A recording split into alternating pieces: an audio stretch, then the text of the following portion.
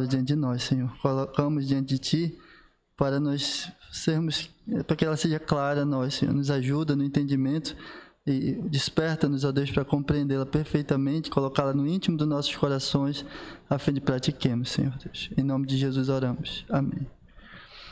Nós estamos estudando o livro de Salmos, né? Aí algumas quartas-feiras já. E hoje nós vamos estudar esse Salmo 7. Salmo 7, que é um salmo um pouco assim com respeito a conteúdo, é o que tem um conteúdo maior, né, dos salmos que nós vimos até agora, né? Então ele tem 17 versículos, e é claro que eu não quero expor todos os 17 versículos, exatamente esmiuçar, mas extrair a lição principal, pelo menos daquilo que eu entendo que é mais relevante à nossa edificação nessa noite, né? E aqui nesse salmo é difícil a gente precisar exatamente qual era o contexto histórico. Na realidade, isso é uma realidade dos salmos. Quando se vai estudar os salmos, você vai se deparar com os escritos que foram feitos vamos dizer assim, 3.000 anos atrás, né? De Jesus para cá é mais de 2.000. De Jesus para trás até a época de Davi, é mais ou menos 1.400, 1.300 anos por aí. Então você está diante de uma distância muito grande. Obrigado, David. Distância muito grande, né? E obviamente que o escritor ele não se preocupou em, quando foi compor o seu salmo, dizer, olha, eu estava vivendo isso ou enfrentando, né? Ele simplesmente apresentou a sua angústia, a sua aflição. E assim, por causa disso, a gente não tem exatamente como precisar, olha, foi nesse momento histórico da vida do salmista que ele redigiu, que ele escreveu essas palavras, né?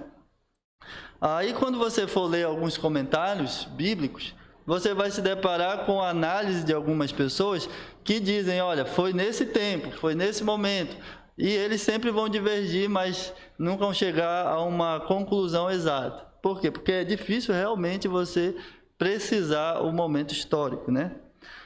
Porém, apesar de que a gente não saiba exatamente o contexto histórico, né, obscuro a nós, a gente tem desses salmos muitas lições para aplicar às nossas vidas. E uma delas, aqui, é com respeito à inocência, né? Aqui o salmista, ele vai à presença de Deus reivindicar de que ele é inocente em relação às acusações que são ditas a seu respeito, ou seja, inclusive ele é corajoso, né, ao afirmar isso e dizer, olha, se eu sou culpado, então que eu seja entregue na mão dos meus inimigos, né? A pessoa tem coragem, né? Então quer dizer, ele está dizendo que ele de fato não tem feito aquilo que tem sido falado a respeito dele, que tem sido dito, atribuído a ele, né? Ou seja, ele de fato é inocente. Então, se eu tenho pecado, né, como meus adversários afirmam, então, Senhor, que eu seja entregue, que eu seja castigado, que eu seja punido, que eu seja colocado nas mãos dos meus inimigos, porque de fato eu mereço, então, assim, né? Mas aqui o Davi, que é o escritor, ele tem certeza de que ele não tem agido como os seus adversários têm afirmado, têm levantado, né? E essa então é a compreensão do Salmo, é a maneira como ele se desenvolve, de uma pessoa recorrendo a Deus, afirmando ao Senhor a sua inocência. Senhor, eu sou inocente da acusação dos meus inimigos. Então essa é a estrutura do Salmo. E esse Salmo se assemelha muito ao Salmo 3 e o Salmo 5, são salmos de lamentações, né? Salmos em que a pessoa está vivendo uma crise intensa e, no caso, a crise aqui é de ser difamado pelas pessoas, de ser difamado, de ser levar críticas, né, assim, falsas. Agora, observe bem uma coisa, ele não recorre, ele não vai em outra fonte, em outro lugar que não seja ao Senhor para se defender dessas acusações que são proferidas contra ele, né? E aí, diante de Deus, o que ele pede? Livramento do Senhor. E aqui então eu dividi esse assunto de três formas, em três pontos, né? Esse assunto aí. Primeiro deles, sou inocente e minhas mãos não têm cometido perversidade. Então, essa é a primeira etapa, vamos dizer assim, desse salmo, dos versículos de 1 a 5. É justamente a afirmação da certeza que o salmista tem com respeito à sua integridade. Ele observa o que dizem a seu respeito e ele considera que o que é falado a seu respeito não procede, não é isso, ele não tem agido dessa maneira. Então ele vai até a presença de Deus apresentar ao Senhor a sua inocência. Senhor, eu sou inocente e observe as minhas mãos, eu não tenho feito aquilo de que me é atribuído, eu não tenho feito em perversidade, né? A segunda verdade é: Deus julgará com justiça todos os pecadores dentre as nações, né? Então observem bem aí, né? E aqui o salmista tem compreensão de que Deus um dia irá julgar todas as pessoas da terra, todas, inclusive ele é objeto do julgamento de Deus também, né? Ele próprio, né? Então nenhuma pessoa deixará de estar diante de Deus para ser julgada. Todos os pecadores estarão perante o Senhor e serão julgadas por intermédio da sua justiça. Todos serão julgados. E por fim, uma advertência aos pecadores: converta-se a Deus antes que o pecado te leve à ruína. Uma advertência, né? Aqui do salmista, né? Uma chamada de atenção para uma mudança de vida. Mude a sua vida, se converta. Então, esse é como se diz, a forma como o salmista desenvolve aqui o seu pensamento, né?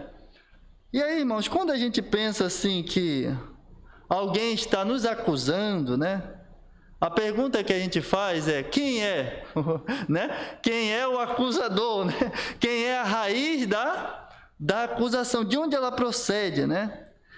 E aí, para que a gente saiba exatamente quem era a pessoa que estava acusando Davi aqui, né, de ele praticar perversidade, é bom a gente olhar o contexto histórico. E aí, como eu falei no início, né, a gente não tem como exatamente precisar, mas algumas sugestões são dadas. Algumas pessoas acreditam que esse contexto histórico tem a ver com aquele momento em que Simei, vocês lembram do Simei, quando Davi está fugindo da presença de Absalão? Aí ele vai no caminho, fugindo de Jerusalém, né, saindo da sua casa. No caminho ele encontra um homem chamado Simei, e Simei era da tribo de Benjamim. No título desse salmo aí está escrito assim: sobre as palavras de Cuxi, o benjamita.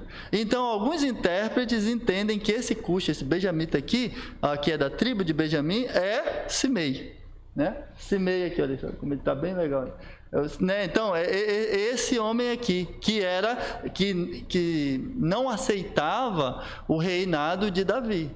Então ele afrontava Davi, né? Ele como naquele momento ele jogava pedra em Davi, amaldiçoava Davi. Então as afrontas advindas desse homem é que possivelmente pode ter sido esse o cenário, pode ter sido esse homem aí que tenha levantado essas calúnias contra Davi. Outra sugestão que alguém diz sobre o benjamita ocorre no período de Saul. Lembram quando Saul está perseguindo implacavelmente Davi, né? E em um dos momentos, quando Saul quando Davi fala ali que ele livra, né? Deus entrega ele nas mãos, né? Deus entrega Saul na mão de Davi. Davi fala então essas palavras a Saul. E disse Davi a Saul: porque dás tu ouvido às palavras dos homens que dizem? O que eles dizem? Eis que Davi procura o teu. Então, esse benjamita, possivelmente seria, vamos dizer assim, um bajulador, uma pessoa que está ali ao lado de Saul, e como ele percebe que Saul é indiferente a Davi, né, e está em busca de matar Davi, ele se aproveita da ocasião para o quê? Levantar falsas acusações contra Davi, né? Então, esses dois aqui são os dois momentos históricos que dão assim a gente um pouco de talvez assim de entendimento de que em que momento ou quem possa ter sido o agente dessas calúnias contra Davi, né? Pode ter sido Simei, como pode ter sido uma pessoa ali do lado de Saul que falava, né, essas coisas, né? De qualquer modo, seja qual for o contexto, que a gente não sabe exatamente, né? O que é relevante a nós é que Davi, ele sofre uma agressão contra a sua honra, né? Em ser difamado. E ele recorre a Deus para que o livre, porque ele é inocente. Então ele sofre uma agressão contra a honra dele, ser difamado, né? Ou seja, ele não tem feito aquilo de que lhe tem sido dito, né? Então veja aí no verso 4, ele diz assim: se paguei com mal aquele que tinha paz comigo, antes livrei ao que me oprimia sem causa, né? Então qual é a calúnia levantada contra Davi? Dele ter feito um mal para uma pessoa que não tinha feito nada para ele, né? Que estava em paz com ele. Não, se eu retribuir mal, né? E isso seria uma perversidade, a pessoa não te fez nada. E de repente você vai e comete uma maldade contra essa pessoa, né?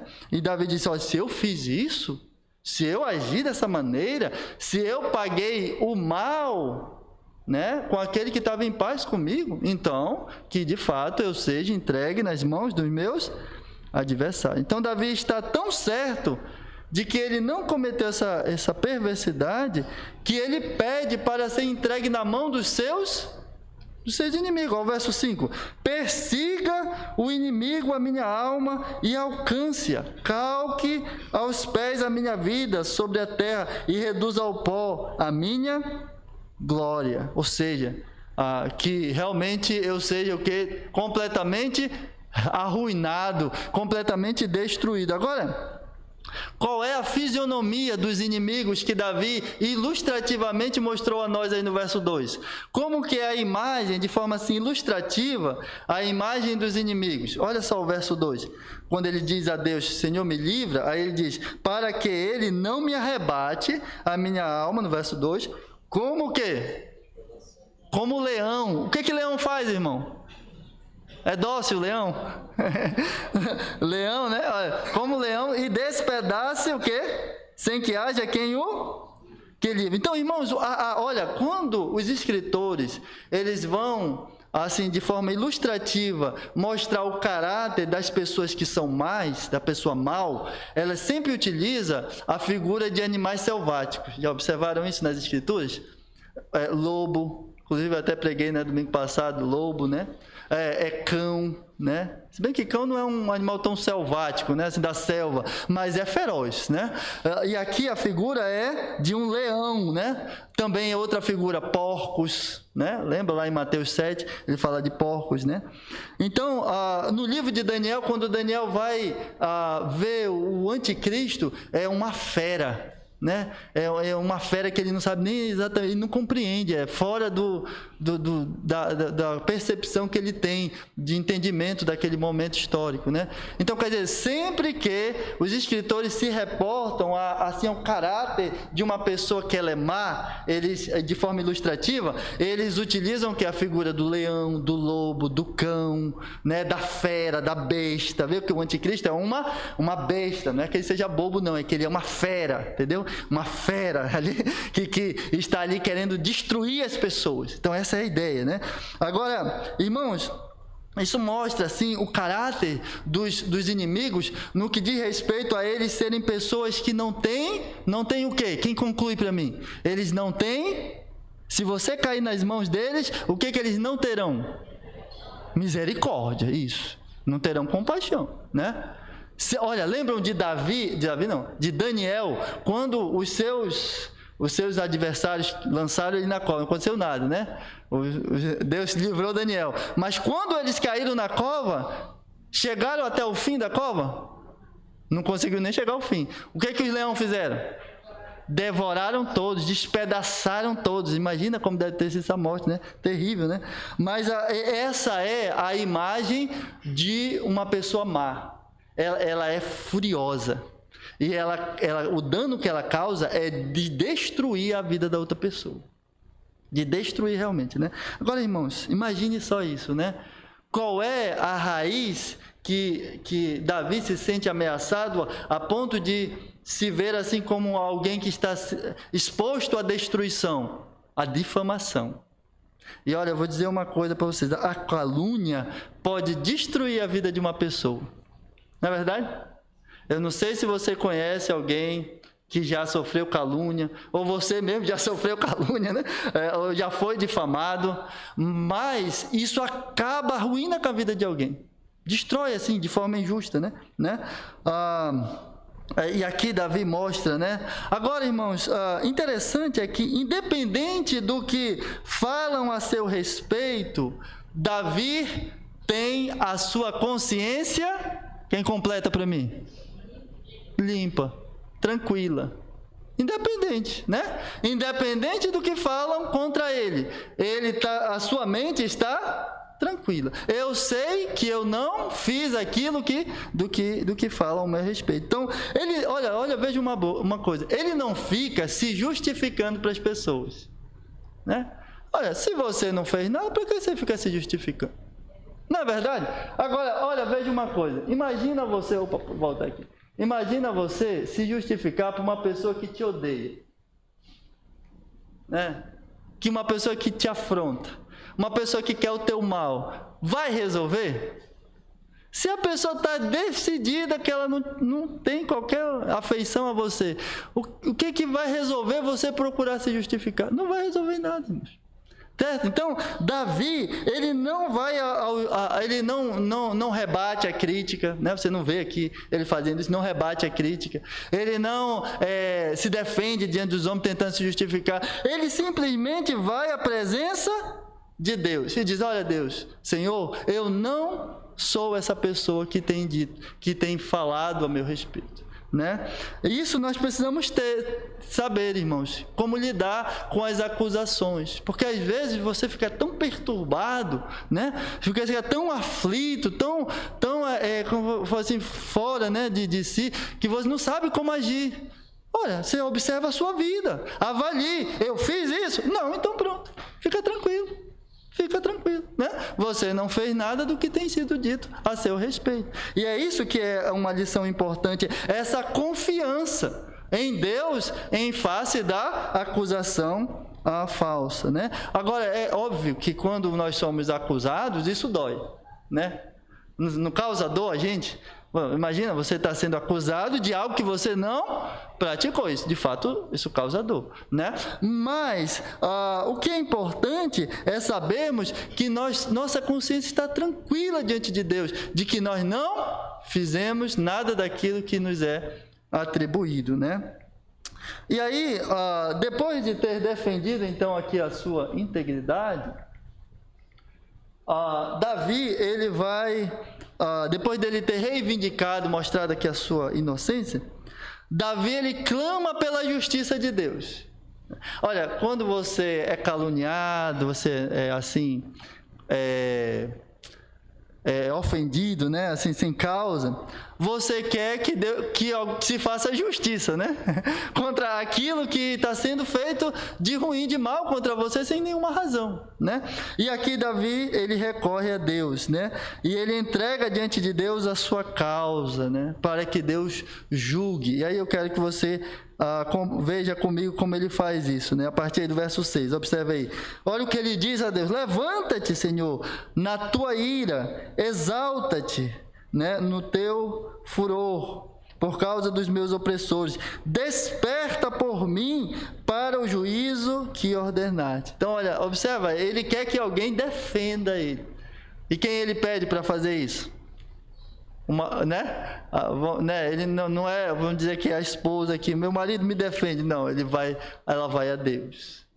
Não, vai ao Senhor. Senhor, levanta-te em meu auxílio, exalta-te, desperta por mim. A gente quer realmente que alguém intervenha em nosso favor por causa da agressão que nós estamos sofrendo. E Davi, ele faz isso. Senhor, intervém em meu auxílio, E aí no verso 5 ele diz assim, verso 7, assim te rodeará o ajuntamento de povos, por causa deles, pois volta às altas alturas. Então, ele diz que ele pede a Deus que se levante e reúna quem? Os povos, as nações, Os povos diante de Deus, que está posto acima de quem das nações. É como se ele colocasse aqui um cenário de julgamento. Senhor, coloca todo mundo aí, diante de ti, te eleva acima deles e defende a minha causa com respeito ao que eles estão falando. Olha o verso 8. O Senhor, depois de reunir as nações, de se colocar acima, delas para julgar, e no verso 8 ele diz o que Deus vai fazer. O Senhor julgará os povos, que está escrito aí. Então, inclusive o próprio salmista se inclui nisso, quando ele diz, julga-me, Senhor, conforme a minha justiça e conforme a integridade que há em mim. Então, qual é o cenário aqui?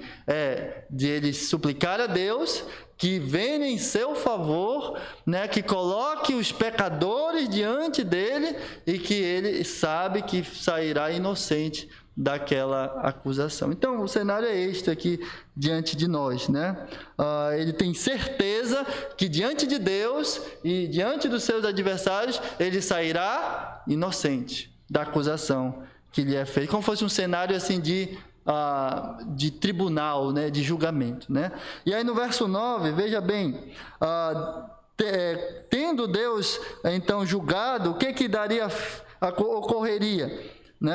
Tenha já fim a malícia dos ímpios, mas estabeleça-se o justo, pois tu, ó justo Deus, prova o coração e a mente. Então, quando Deus reunisse os pecadores, que agem desse modo, que caluniam, que levantam falsos testemunhos, Deus levantaria e daria um veredito, intervindo em favor do justo, e cessando aquela malícia, aquela perversidade contra ele, Então, irmãos, e aí quem Deus é? Quem é esse Deus? Ele vai descrever no verso 10, O meu Deus, o meu escudo está com Deus, que salva os retos de coração. Irmãos, numa guerra, quando você está sendo atingido, sendo o alvo, Você está sofrendo uma agressão contra a sua honra, você está sendo difamado, você quer que alguém te defenda. Levanta-te, Senhor, isso que ele fala. Agora ele descreve como que esse Senhor esse juiz é um escudo. Escudo serve para quê, irmãos? Para proteção, Na batalha, o escudo é o instrumento que nos protege. Então, aqui, Davi, ele, contra a calúnia que lhe é dita, o seu escudo, a sua proteção, sabe quem é? O Senhor. O justo juiz. Deus é o nosso escudo. Agora, interessante, O Senhor ser o nosso escudo. Nós confiarmos plenamente nele, descansarmos no Senhor, Às vezes, como eu falei há pouco, quando você é difamado, você fica perturbado, tentando se sair daquela situação constrangedora, que te diminui, que agride a tua honra, e você fica ali cabisbaixo, procurando uma solução para aquilo. Mas sabe, irmãos, Deus é quem nos defende. Quem nos defende? O Senhor. Pastor, para quem me defende? O Senhor. É o Senhor que te defende, não sou eu. que defende, não é ninguém, é o Senhor é que nos defende. E aí no verso 11, ele diz mais sobre esse juiz, né? Deus é um juiz, não é só o seu escudo, né? Mas ele é um juiz justo, um Deus que se ira todos os dias, né? Deus, ele é justo, irmão. Significa o quê? Que ele não deixa impune o pecado, né? Aqueles que cometeram mal, de fato receberão conforme aquilo que praticaram. E Deus se ira. Por que Deus se ira? Porque ele tem aversão à prática do mal.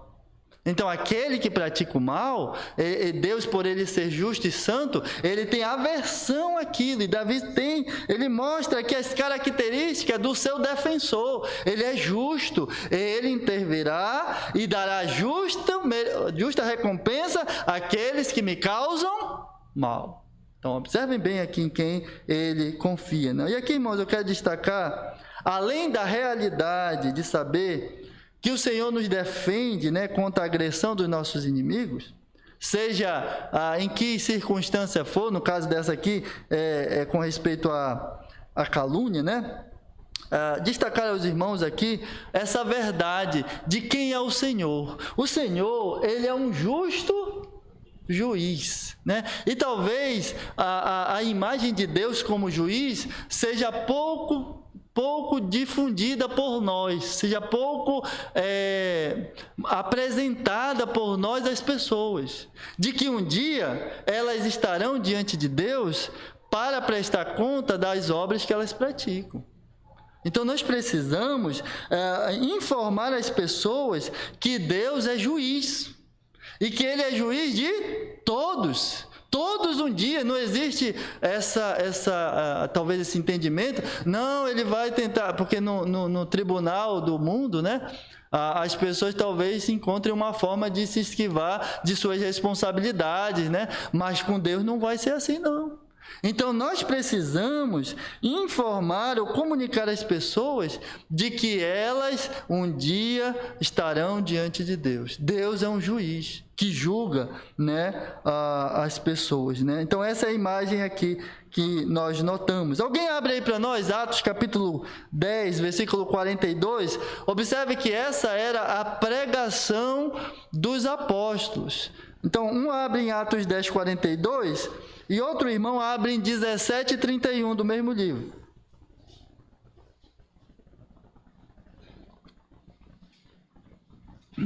Para que a gente observe que mostrar o Senhor como um juiz era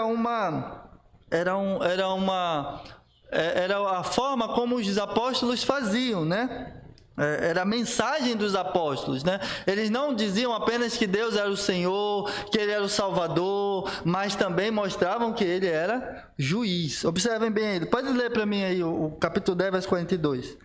Ele mandou pregar ao povo e certificar que Ele é o que por Deus foi constituído juiz dos vivos e dos mortos. Juiz dos vivos e dos... Agora veja, capítulo 10, 17 e 31, né? Alguém que marcou aí, pode ler.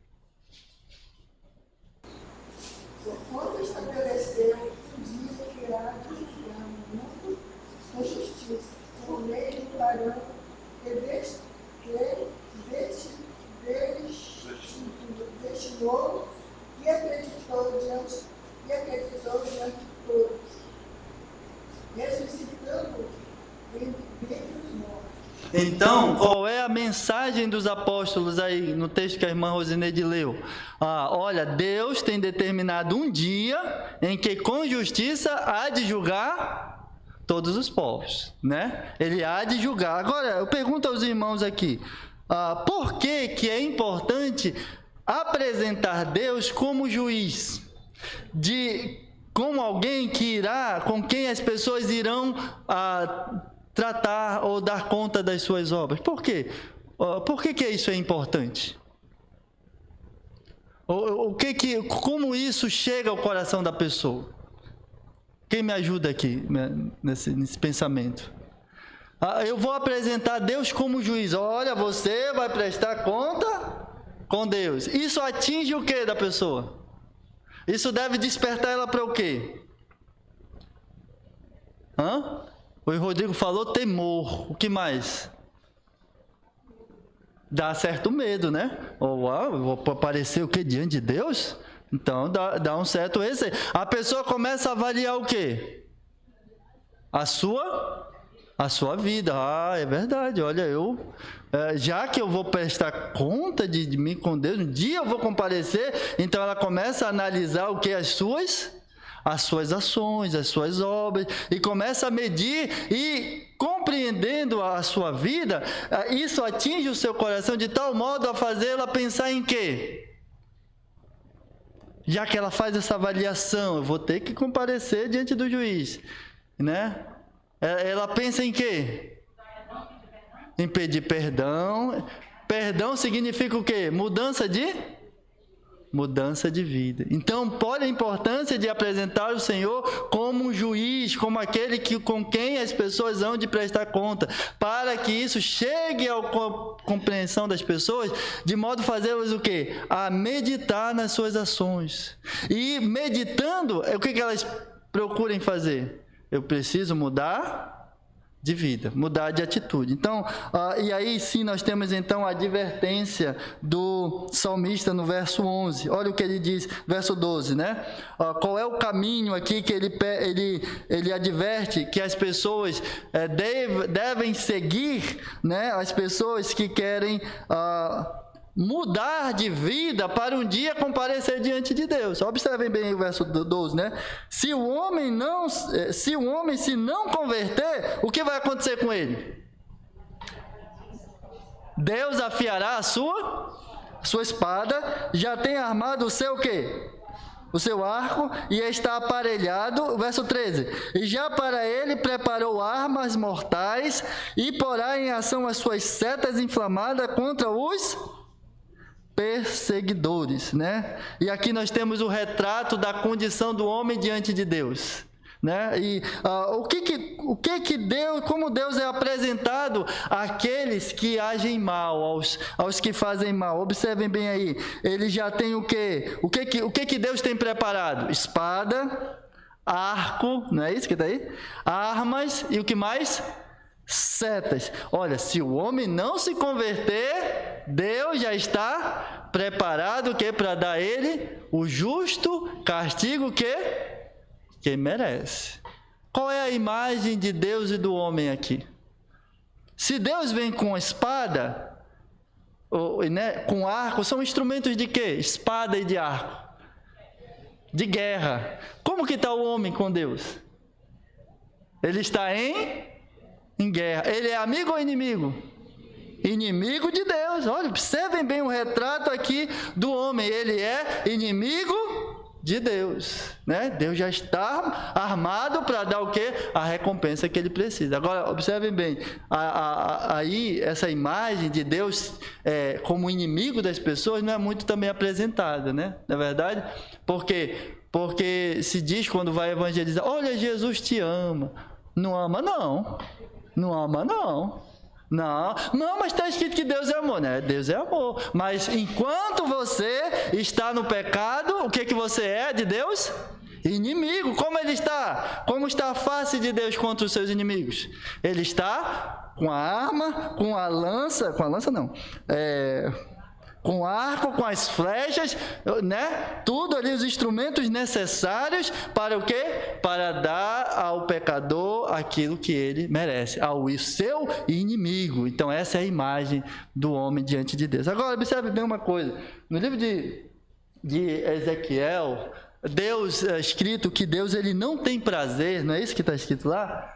Disse-lhes, vivo eu, diz o Senhor Jeová, que não tenho o quê? Prazer na morte do... Não, ele merece mesmo, né? Que ele vá para o inferno, né? Não, talvez alguém pense assim, mas não, Deus não é assim. Olha, veja bem, Deus não tem prazer na morte do ímpio, mas em que o ímpio se converta do seu e viva. E para ele acontecer isso, que ele precisa fazer? Convertei-vos maus Pois, por que razão morrerei? Aí aqui era para estar separado. Só casa de Israel. Então, Deus, ele não tem, irmãos. Deus não deseja que os seus adversários, que os seus inimigos morram sem conhecimento dele, sem a vida, né? Então, olha quanto Deus é misericordioso. E para que isso não aconteça, para que o seu inimigo não vá à calamidade, o que Deus pede do inimigo? O que ele pede? Que ele... Não ouvi direito não, tá só eu, é? O que ele pede? Que ele se converta, né? Olha lá, ó. Converta-se, né? Que ele se arrependa. E o que é conversão? Mudança de... Eu estava numa direção, esse meu caminho era sem Deus, caminho de morte, né? Eu ia nessa direção aqui e de repente me dei conta de que esse caminho não era bom. E então eu fiz uma conversão. O que é conversão? É uma mudança de trajeto, de direção, né? Que envolve o quê? Quando você se arrepende, quando você se converte, o que acontece, irmãos? Quando você se converte, o que dói? Onde dói? Aonde dói? É uma parte do corpo que dói. Aonde que dói? Aflito, né? Por que dói? Por que dói? Porque percebe o mal que estava praticando. Converta-se dos seus maus, dos seus caminhos, né? Então, a conversão, irmãos, envolve arrependimento e uma outra palavrinha que só tem duas. Arrependimento e...